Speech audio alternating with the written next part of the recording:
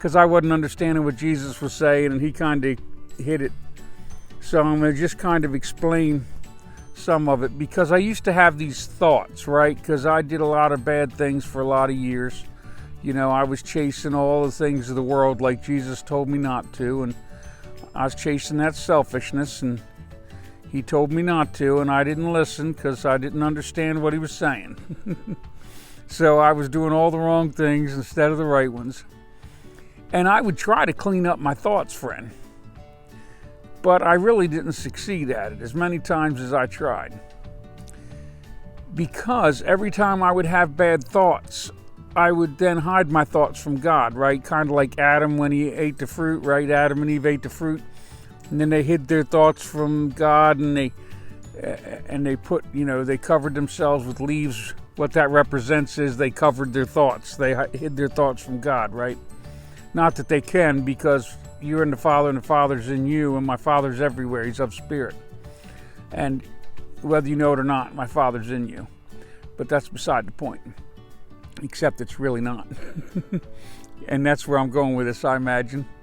So what happens is, whenever I have these guilty thoughts, I would hide my thoughts from God and try not to think about God because I was feeling ashamed of my thoughts. Well, what I wasn't understanding was, and even when I was, this has been a slow process for me, friend. But the fact is, he knows all our thoughts because he's in our minds. Our holy thought, our thought of love, is the thought of God. And so therefore, he knows which thoughts you choose. Whether you choose love or selfishness, he's always known.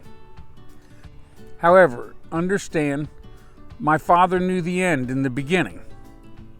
So get that. Religion isn't talking about that. They get all kind of hokey and twist things up. My Father knew the end in the beginning. Okay? I want you to really understand that. So that means he knew that we were going to mess this up.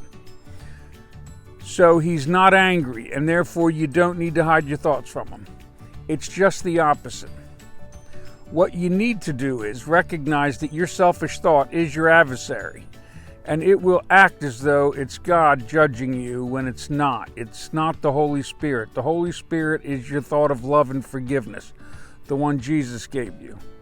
Now, that doesn't mean that it won't let you feel wrong for being wrong. Don't get me wrong. But he won't judge you, because in the end, you're going to choose again. I'm not talking eternal hell, friend, here. That was for religion. Religion talked about that. Jesus, when he was talking about hellfire, that's actually in the Greek Gehenna's fire. And Gehenna's fire was a reference to the end of the age and the valley of Gehenna, which is a reference in Hebrew to the valley of Hinnom. So it would have been Hinnom fire, I imagine, right?